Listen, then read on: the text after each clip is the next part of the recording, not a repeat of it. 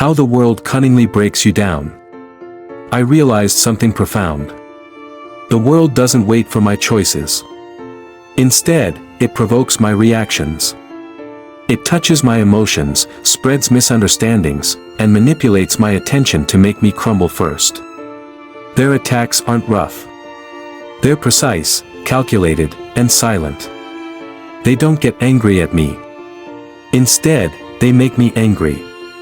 They don't hurt me directly. Instead, they make me tear myself down. They don't push me. They make me collapse on my own. This is the world's strategy. Don't react to emotions. You must not react easily to emotions. Someone's single word, one brief expression becomes the trigger that shakes your center. And that reaction becomes their weapon. I wasn't ignorant of this. But it took me a long time to truly understand. I didn't learn how to endure. I learned something much harder. I learned how to not react.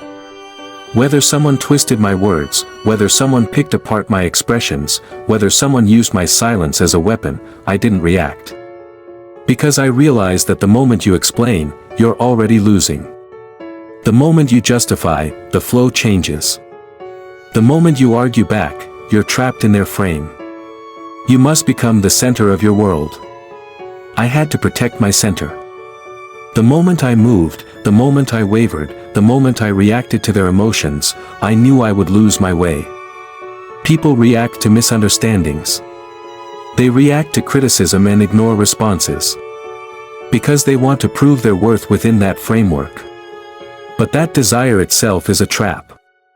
Because the moment your value depends on external views, you become a tool, not a strategist. For too long, I let myself be used as a tool.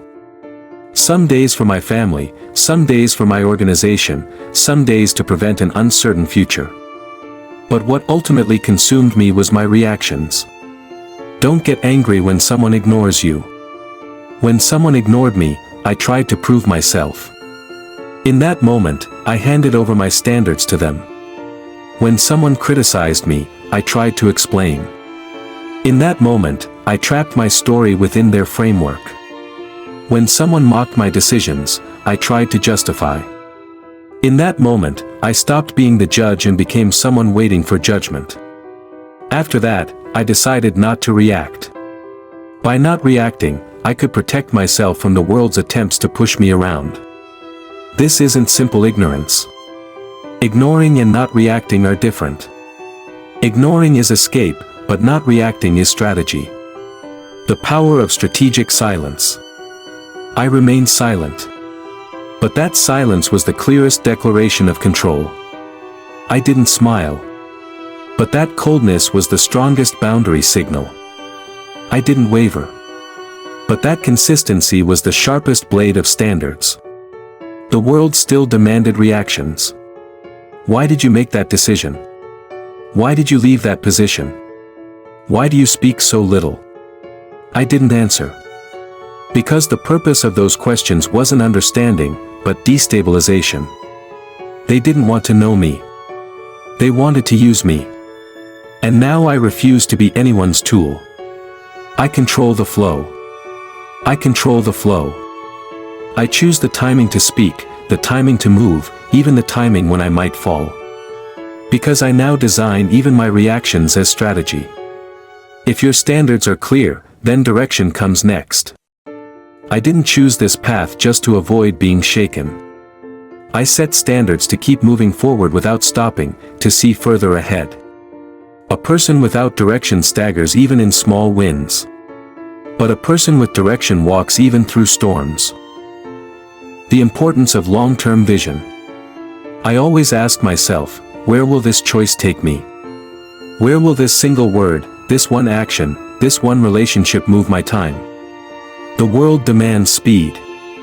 But I know that direction matters more than speed. So I always look far ahead. I don't react to short-term rewards. I don't waver at immediate recognition. Because that's not my purpose. Life's purpose must be clear. Not just making money, but how will you build wealth? Not just succeeding, but what kind of person will you be when you succeed? I decided long ago that my wealth shouldn't destroy me. So I abandoned purposeless desires and cut off meaningless relationships. Life can be solid.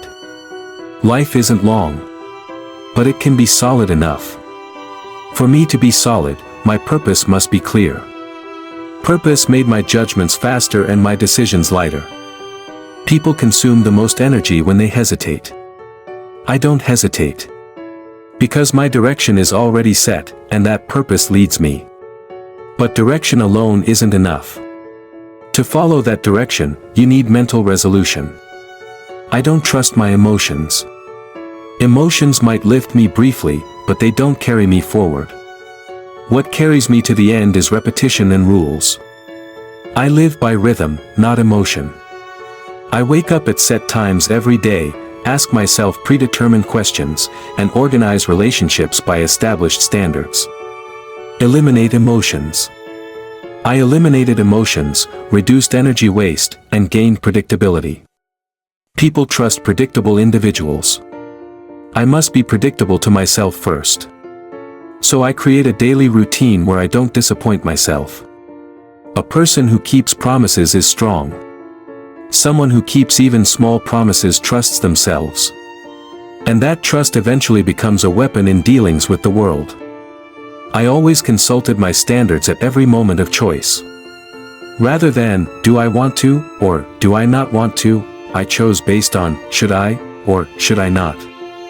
Rather than, am I emotionally moved, or not, I judged by, does this action align with my standards, or not. That's how I decided to live a life not dominated by emotions. My direction mattered more than my mood. My purpose took priority over my fatigue. Rest is also strategy. I rested strategically too. I clarified why I was stopping, set a timing for return, and rested while preparing the strength to go back. People who just rest can't return. I rest while preparing to return. That's discipline. Not breaking my rhythm. Not blurring my standards. Discipline shows through action. Before words, before judgment, action moves. I valued execution over planning. There were many people good with words, but few who lived as they spoke. I decided to be one of those rare people. Living as you speak. Having your standards and beliefs proven not by words, but by practice. So I recorded, executed, and even when I failed, I returned and acted again. People see what I've achieved, but I remember the days when I didn't crumble and moved again instead. Wealth comes from repetition. Small but certain discipline. Tired but unfailing execution. Direction sense that returns even when slightly shaken. This ultimately creates achievement. And I learned that action isn't talent, but choice. Whether you move in this moment or not isn't a matter of will, but of standards. When standards are clear, action becomes smooth. So I create a life that doesn't need resolution. Today's tasks were decided yesterday. Whatever I hear, my reaction is fixed. Whatever happens, standards lead my actions. Reactions move by stimulus. But actions must move by standards. I am a person who moves by standards, not stimuli. That's my choice, and that's the life I've created. Resilience through standards. I haven't won everything. I wasn't perfect. I made mistakes, collapsed, and was deceived. Having standards didn't always bring good opportunities. But I returned. Because I was at the center of discipline, I could always start again even after failure. Resilience is created through choice. Whether that choice was right or wrong, the fact that I took responsibility raised me up again. No one can lift me up for me. Getting back up is an opportunity I give myself.